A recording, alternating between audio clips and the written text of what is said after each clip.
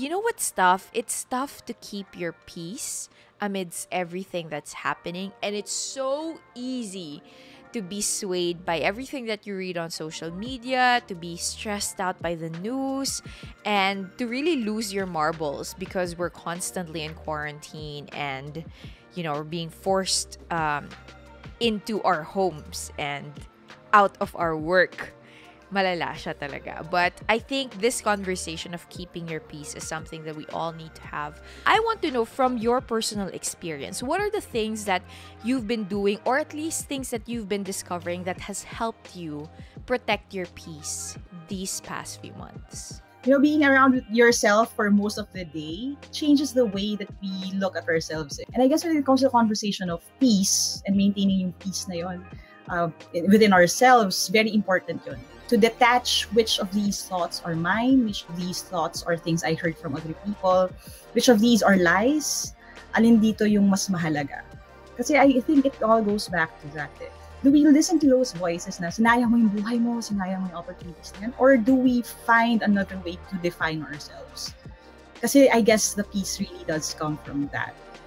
Knowing who we are, and of course, because we believe in God, knowing who we are in His eyes. And if we have that, I love how the passage in the Bible says, diba, peace that passes all understanding. Peace that transcends all understanding. That's the kind of peace that we need to strive for. So it really won't be based on other external things. It's hard, no? Because in the past year, we've probably talked about quitting social media and doing social media hiatus for your mental health to keep your peace, right? But then also in the past year, you've noticed that your social interactions only happen on social media. So parang even those people who hate social media have no other choice but to be on social media. It's where you get your news, it's where you get your information, your educational materials. It's also where you get to socialize with other people because you can't do that in person anymore. So I'm wondering, like, ano ba yung mga best practices nga ba to do this, to coexist in the digital world and still find peace in your heart? I think for anybody who's listening right now who wants to keep their peace, one of the things that you have to figure out is to figure out whose opinion matters to you most and why. And why should it, right? Because, for example, if the answer to that is, well, the opinion of my followers matter to me most, why is that? Bakit yung opinion nila, diba? And is it worth all the pain or the suffering that it causes you, if it does cause you pain and suffering? So I think people should find what that is, right? Yeah, I agree. And it's going to be a journey, I would say. Kasi there are things na you would still be surprised about yourself. And it's one of the other things that robs us of peace, yung feeling na tayo yung mag-troubleshoot ng lahat. And I guess, Joyce, to some aspect, same ka rin. Parang may problema si ganyan, may problema si ganon, may problema yung buong bansa, anong gagawin ko? Parang ganon. Diba? And these things, all of these problems na pinoproblema natin na hindi naman natin problema originally. Okay, I'm not saying that you shouldn't care, ha? I'm just saying that if you're doing the best of your ability to address the issue already, diba? Wala ka na magagawa, wala ka na yung maidadagdag. You have to let it go. Kasi kung hindi mo magagawa yung naka-design para sa'yo. Yeah, yun ang keeping your peace, knowing when to let go. Because I think the digital age has given us this facade that we have control over things that we don't really have control over. Diba? Mm-hmm. Kasi we feel like we have a direct hand in everything. Kasi nga naman accessible lahat eh, di ba? Parang if I have an opinion on this matter, ganyan. Or even in the way that we say argue in the internet, which is totally a different episode pa, Joyce, di ba? Pero the way that we engage with people with different perspectives in the internet, do we engage to try to convince them na mag-shift over to our side? You can't change people's minds, di ba? Even God gave people free will to a certain extent. That's the hardest thing, I guess. And yun yung pinaka-test ng faith for a lot of us. Do we rob ourselves of peace by owning the problems and assuming na in our limited capacity ay tayo yung solusyon sa problema?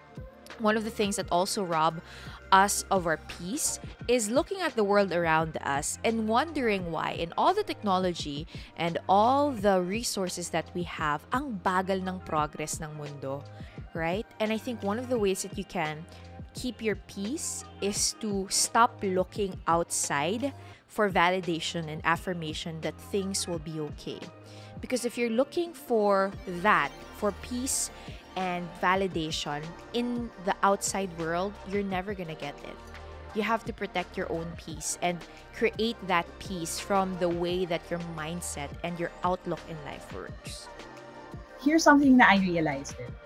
In the same way that we protect our peace, I think this is the time na we can't police then the way that people protect theirs.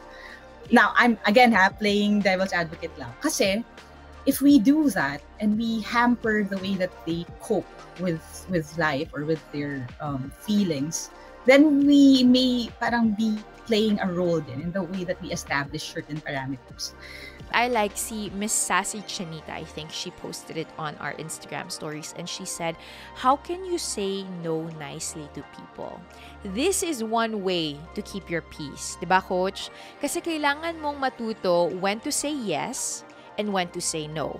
One way to look at it is whenever I say no, it enables me to say yes to other things. Yun muna, kasi you have to convince yourself to do that. The second way to think about it would be, in a world of, sabihin natin, limited opportunities, if you keep saying yes to everything, sometimes, not all the time, sometimes you actually rob people of the opportunity to say yes to that thing samantalang mas kailangan nila. Don't feel compelled to do anything that someone else offers to you just for the sake of doing it. Again, don't let yourself, babalik tayo sa kanina, don't let yourself be defined by the work that you put out or by the level of busyness na meron ka. It's easier to win people over than to win them back. And when it comes to opportunities, it's the same. Don't let your ego win you over, because sometimes the reason why we don't say no is because we feel like, but if I don't say no, but if I don't say yes, wala na siyang ibang better person that could do the job that I do. You know? So there's that, ikaw lang yung anak ng Diyos na ikaw lang yung may capability na gawin yun. So tama si Coach na minsan you also have to be humble enough to say like, you know what? I can't do that. I can't. I love the opportunity. I really appreciate it, but I can't do that right now with you. But I do know some people who can actually help you with it. If you have an abundance mentality, knowing that opportunities will arise when the time is right, then you won't be afraid to say your no and your yeses.